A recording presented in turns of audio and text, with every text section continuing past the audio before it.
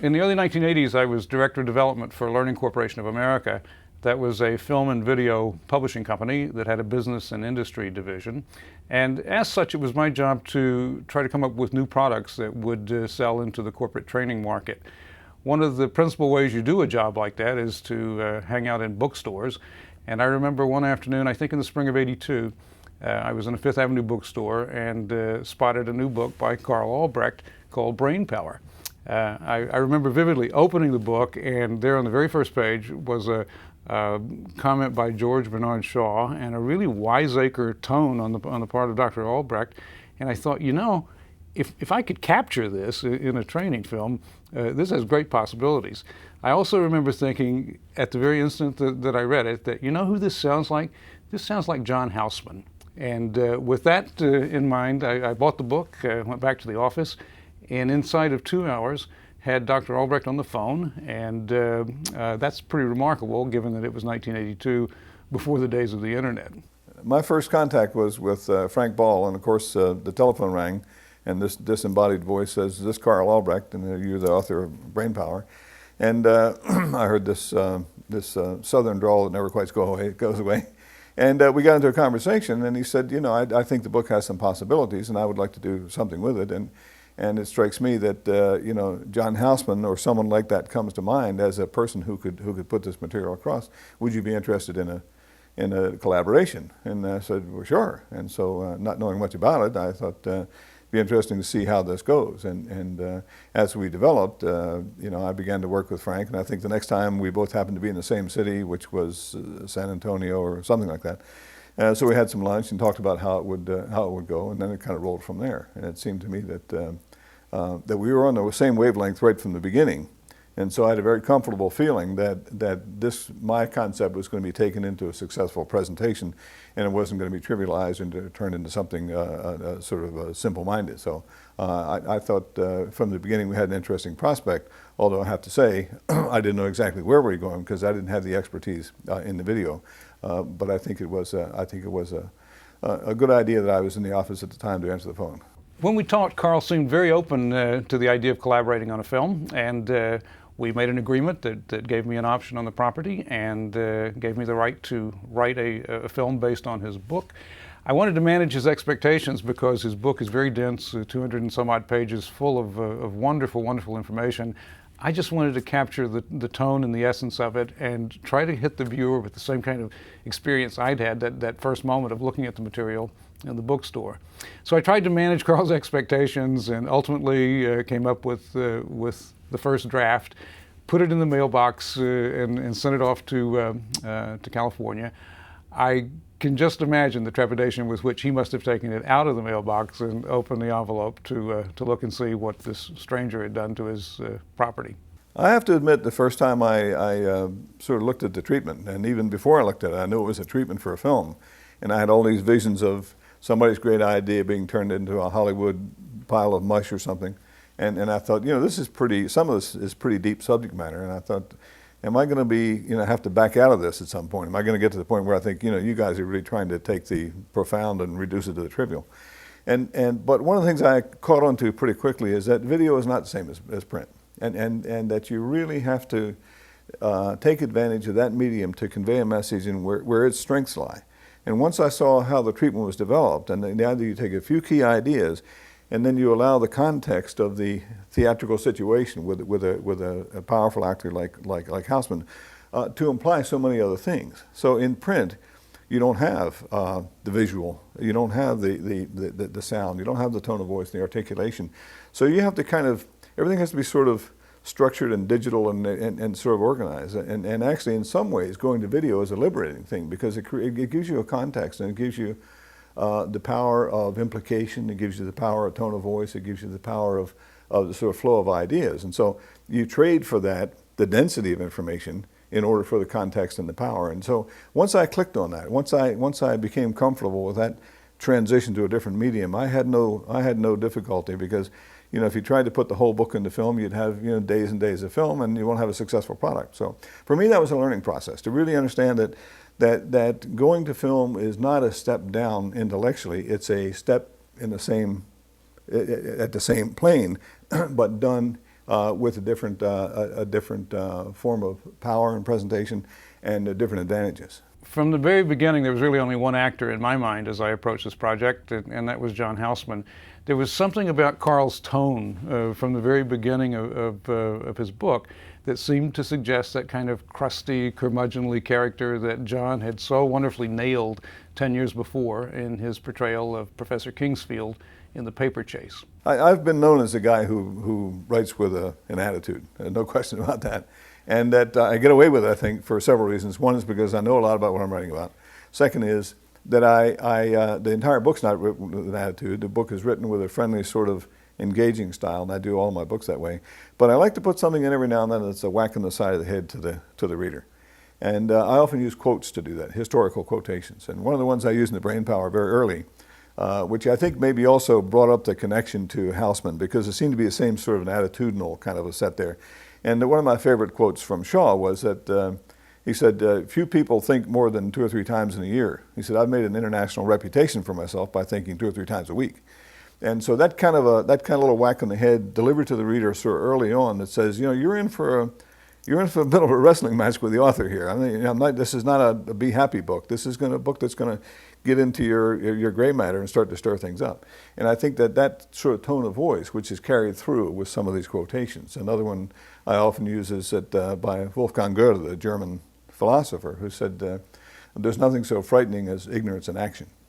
And so I think as that kind of edgy tone of the book, interspersed with some games and some puzzles and some ideas, made a sort of an interesting mixture. And I think that's partly what made the Houseman connection work, because there's a bit of an edgy kind of a style of delivery.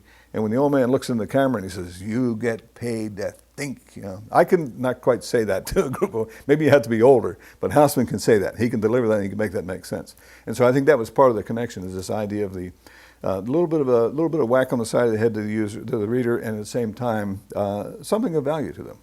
In addition to trying to capture Karl's appealing tone, there were another couple of things that I tried to do that I thought would make the film very useful. One was that the film was conceived as a process piece, not a content piece.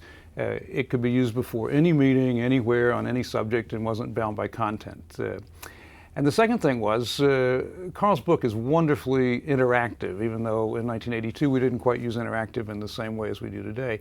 But it was interactive. In reading the book, the author on the page engages the reader and refuses to let him just passively turn the pages. There's all these examples of look here, do this, mental games and things. And I thought if I could somehow capture this wonderful interactivity, that would make this piece really, really special. Years later, Karl told me that when I came along asking for an option on this book had already been optioned by a competitor, and that they had had the option for a couple of years and simply couldn't figure out how to manage the material and how to get it into a film. I thought from pretty early on that we stood a good chance of getting it packaged in a way that would make it really useful. One of the things I found interesting about the film was that Houseman could talk directly to the viewer, which normally in a theatrical production you don't do. There's this third wall and everybody talks to each other. And he can stand there and talk directly to the viewer. There's no one else in the room. He's alone in this movie set from the Paper Chase.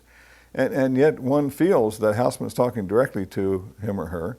And I get the sense that I'd jolly well better put my hand over my watch when he says so, and I better come up with the right answers and so forth. So I think he has a way of engaging people, and there's a kind of an innate sort of respect that people have for Houseman that allows him to do that. And I think if I were presenting that in the film, I'm not sure it would go over as well. I have to do things in somewhat more roundabout way. But when you have a guy of that stature and a guy of that powerful personality, that really works. And I think that's one of the strong parts of the film, is to take that idea and kind of move it right to the edge and kind of just reach out and kind of poke the viewer in the eye a little bit. And I think he does that very, very skillfully. This matter of direct address to the audience is certainly one of the most charming things about the film. I remember that I had written a line where John looks directly at the camera and he says, "So don't screw this up." And my bosses at Learning Corporation had spent many decades making children's films, and they were sort of appalled at this line. And they said, "You can't ask someone like John Houseman to say, 'Don't screw this up.'" In fact, John was really a trooper and a showbiz guy, and he would have said anything that we wrote.